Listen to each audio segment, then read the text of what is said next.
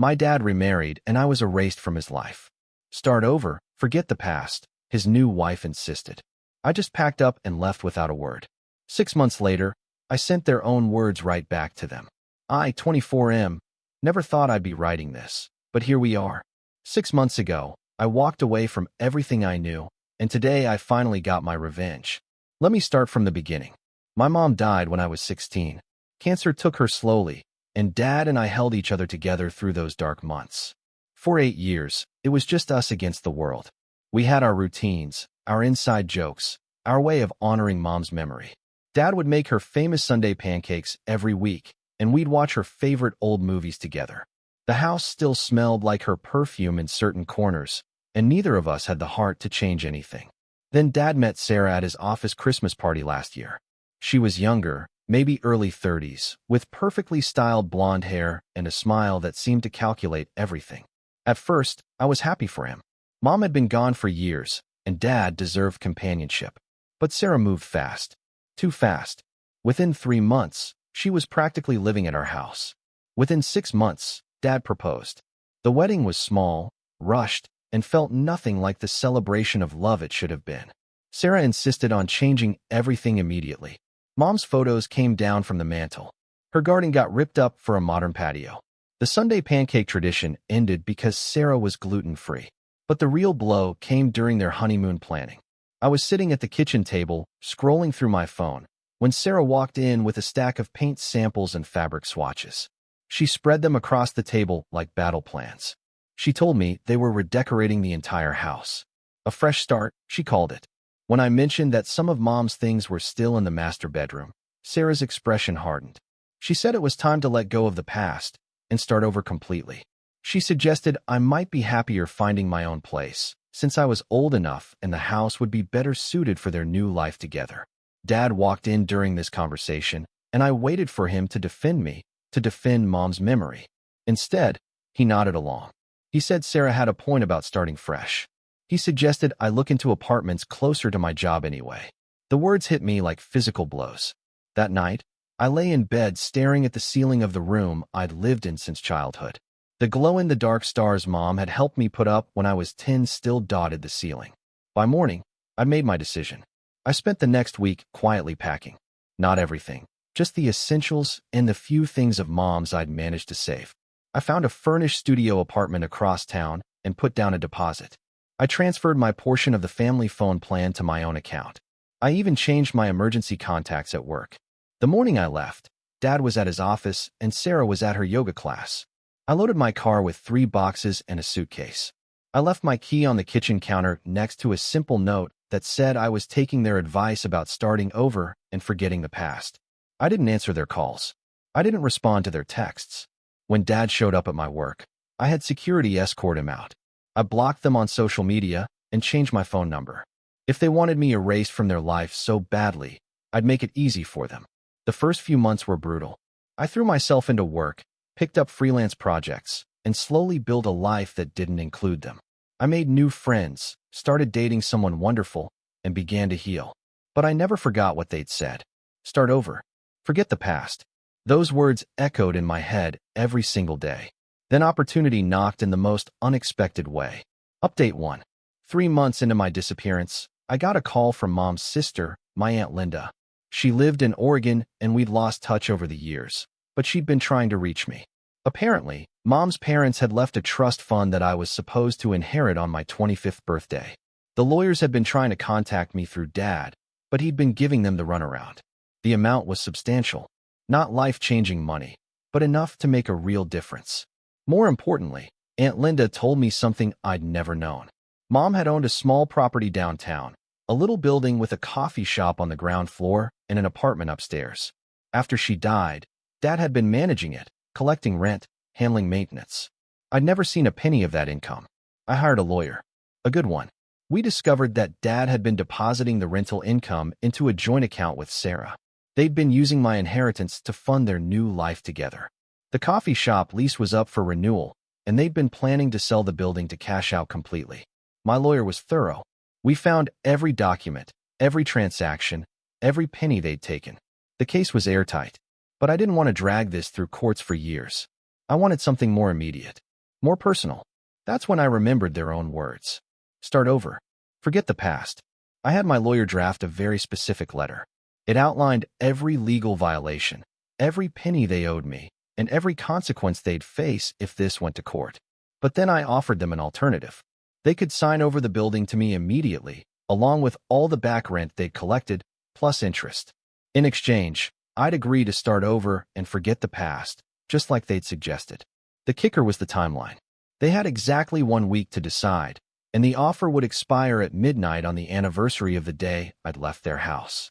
I had the letter delivered to their door by a process server on a Tuesday morning. I knew Sarah would be home because she'd posted about her new Tuesday morning Pilates class on social media. Yes, I'd been keeping tabs. Update 2. The response was immediate and explosive. Dad called my old number dozens of times before realizing I'd changed it.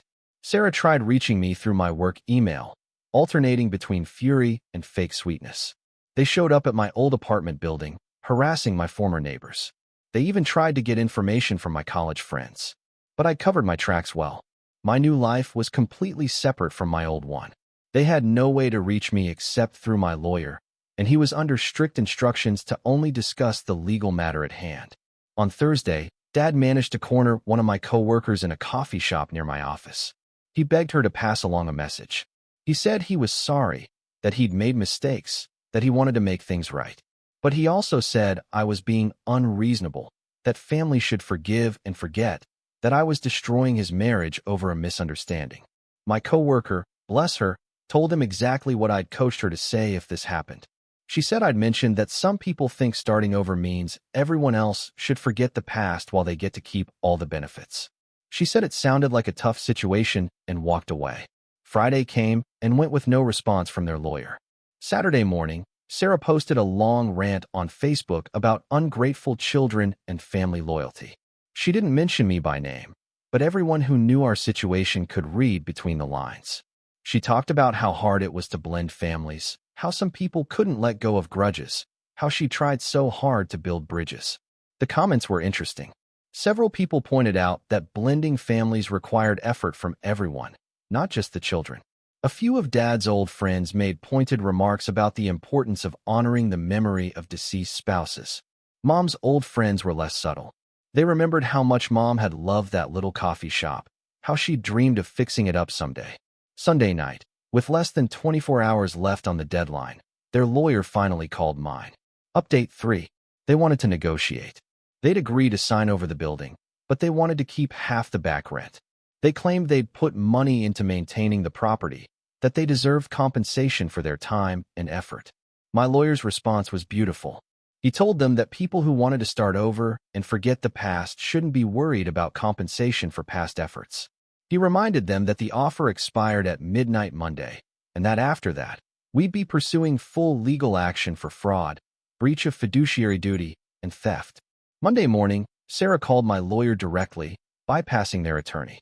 She was crying, saying this was destroying their marriage, that Dad was having panic attacks, that they couldn't afford to lose the building income.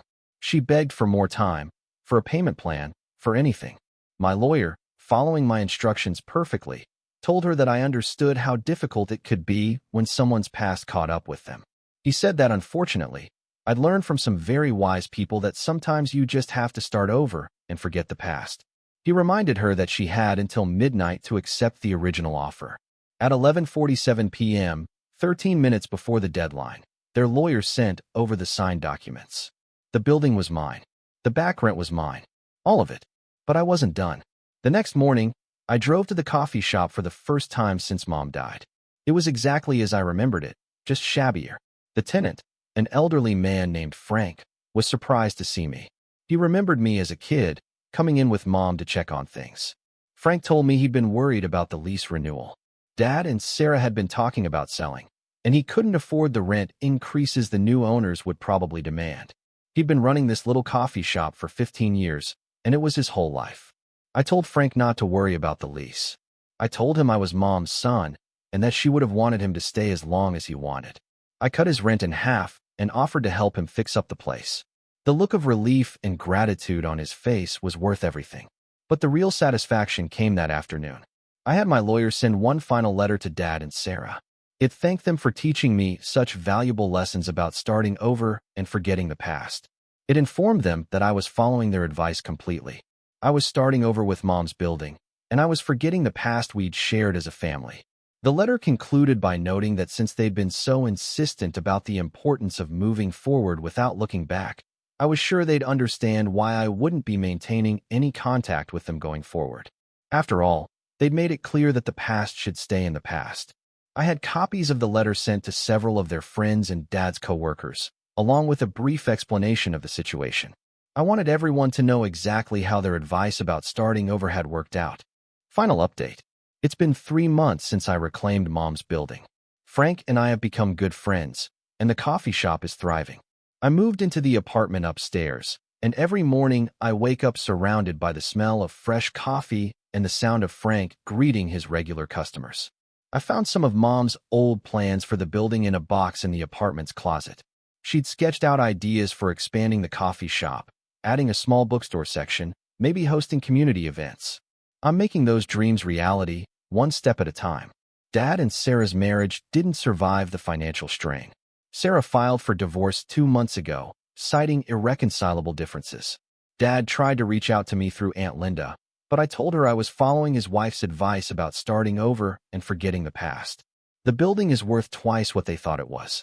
The neighborhood is gentrifying, and property values are skyrocketing. Frank's coffee shop has become a local landmark, and I've got developers calling weekly with offers to buy. I'm not selling. This place is Mom's legacy, and now it's mine too. Sometimes I wonder if I was too harsh. Then I remember sitting at that kitchen table, listening to Sarah explain how I needed to disappear from their new life. I remember Dad nodding along, choosing his new wife over his son's place in the family home. They taught me that family loyalty only goes one way, that the past only matters when it's convenient, and that starting over means erasing anything that doesn't fit your new narrative. I learned those lessons well. The funny thing about telling someone to start over and forget the past is that you can't control what they choose to remember and what they choose to forget. You can't dictate which parts of the past they'll use to build their new future. I started over, just like they wanted. I forgot our past as a family, just like they suggested. But I remembered Mom. I remembered her dreams, and I remembered exactly how it felt to be erased from my own life. Now I'm building something new on the foundation of what they tried to take away. Every morning, I make Mom's famous pancakes in the apartment kitchen. Every Sunday, I watch her favorite movies. The building smells like coffee and possibility instead of loss and regret.